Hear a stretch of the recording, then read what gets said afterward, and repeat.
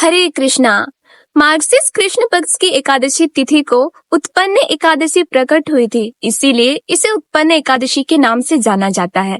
स्वयं भगवान श्री कृष्ण ने अपने सखा अर्जुन को एकादशी माता के जन्म की कथा सुनाई। सतयुग में एक राक्षस था मूर। उसके पराक्रम के आगे स्वयं इंद्रदेव, अग्निदेव, वायुदेव कोई भी टिक नहीं पाते। हताश होकर इंद्रदेव भोलेनाथ के पास कैलाश गए, अपना दुख बताया तो शिव जी ने उन्हें भगवान विष्णु के पास जाने की सलाह दी। सभी देवता भगवान विष्णु के पास पहुँचे, जो निद्रा में थे। कुछ समय बाद जब उनके नेत्र खुले तो देवताओं ने उनकी स्तुति की। विष्णु जी ने उनसे क्षीर सागर आने का कारण पूछा तो इंद्रदेव ने बताया कि मूर नाम के राक्षस ने सभी देवताओं को उनके लोक से निकलने पर विवश कर दिया है। सारा वृत्तांत सुनकर विष्णु जी ने उनसे कहा, ये बलशाली कौन है जिसके सामने देवता टिक नहीं पाए। तब इंद्र ने बताया कि इस बलशाली राक्षस का नाम मूर है।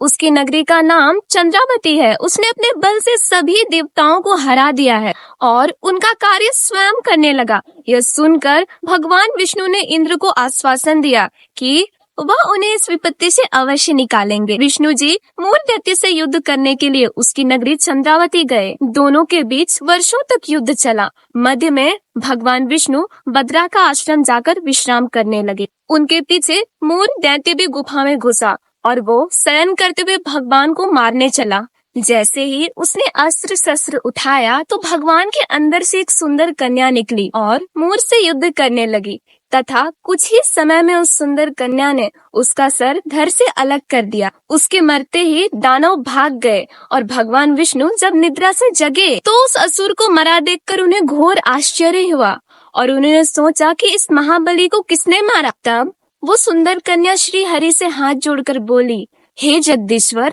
यह असुर आपको मारने को उद्गम था। तब मैंने आपके शरीर से उत्पन्न होकर इस असुर का वध किया है।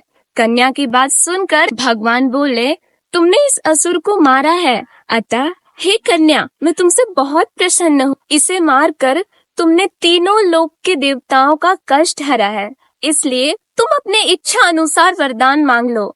मैं तुम्हारे हर इच्छा को पूर्ण करूंगा। हे कल्याणी, तुम एकादशी को पैदा हुई हो, इसीलिए तुम्हारा नाम भी एकादशी, और क्योंकि तुम मेरे अंश से उत्पन्न हुई हो, इसीलिए संसार में तुम्हें उत्पन्न एकादशी के नाम से बुलाया जाएगा। तथा जो मनुष्य इस दिन व्रत करेंगे उनके समस्त पाप समूल नष्ट हो जाएंगे। इतना कहकर भगवान श्री हरि उसी स्थान से अंतर्ध्यान हो गए। भगवान श्री कृष्ण ने कहा, हे पांडुपुत्र, एकादशी के व्रत का फल सभी तीर्थों व व्रतों के फल से महान है। एकादशी व्रत करने वाले मनुष्य को मोक्ष प्रदान करता है। उन मनुष्यों के जीवन के जो भी कष्ट होते हैं मैं उसे दूर करता हूँ। अर्थात मुझे अत्यंत प्रिय एकादशी के व्रत को करने वाले प्राणी सभी और से निर्भय होकर अंत में मोक्ष को प्राप्त करता है। तो हमें भी चिंतामणि एकादशी के व्रत को अवश्य करना चाहिए। वह अधिक से अधिक भगवान के नाम का जप और स्मरण कर भक्ति में आगे बढ़ना चाहिए।